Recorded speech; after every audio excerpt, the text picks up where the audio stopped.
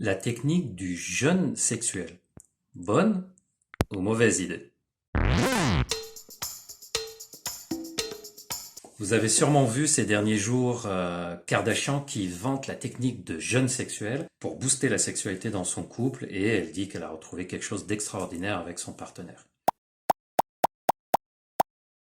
En fait, c'est une technique basée sur l'idée de se dire, si on se prive de quelque chose qu'on aime bien, quand on va retrouver ce quelque chose, en l'occurrence la sexualité, on va avoir encore plus de plaisir et plus d'attractivité pour cette activité-là. Mais on pourrait aussi se dire, si on se prive de quelque chose suffisamment longtemps, on peut finir par ne plus en avoir envie.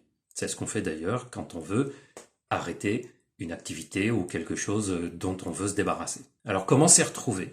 Est-ce que c'est une bonne ou mauvaise idée de faire comme ça? Comme toujours, dans la sexualité, tout dépend de la raison pour laquelle on le fait et de la situation dans laquelle on le fait.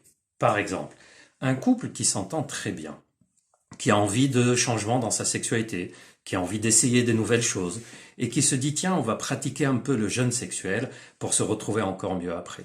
C'est un couple qui risque de trouver que c'est agréable et que c'est quelque chose qui leur apporte du plaisir, qui leur apporte du positif. Un autre couple, par exemple, qui a des difficultés, qui a des problèmes de mésentente, un conflit dans le couple important, s'il fait ce type de technique, il risque de se rendre compte, ce couple-là, qu'il n'y a pas de conséquences particulières sur leur sexualité, puisque le problème était ailleurs que dans l'histoire du désir ou du jeûne sexuel.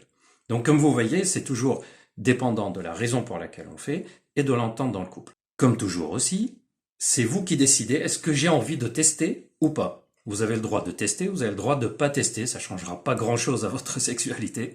Par contre, si vous avez envie d'essayer, c'est très très important de savoir que quand on fait la technique du jeûne sexuel, l'idée n'est pas seulement de ne pas avoir de rapport sexuel, mais il faut profiter de la période pendant laquelle on n'a pas de relation sexuelle pour créer un rapprochement, augmenter la complicité, contact physique, affectif.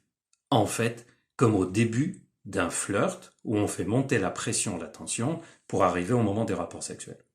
Donc la technique du jeûne sexuel est une bonne idée quand on en a envie, et c'est une mauvaise idée quand on n'en a pas envie ou quand on le fait dans l'espoir de résoudre un problème qui n'a rien à voir avec la fréquence des rapports sexuels. Et comme toujours, vous avez le droit d'avoir envie d'essayer quelque chose ou envie de ne pas l'essayer, et vous avez le droit de changer d'avis autant de fois que vous voulez.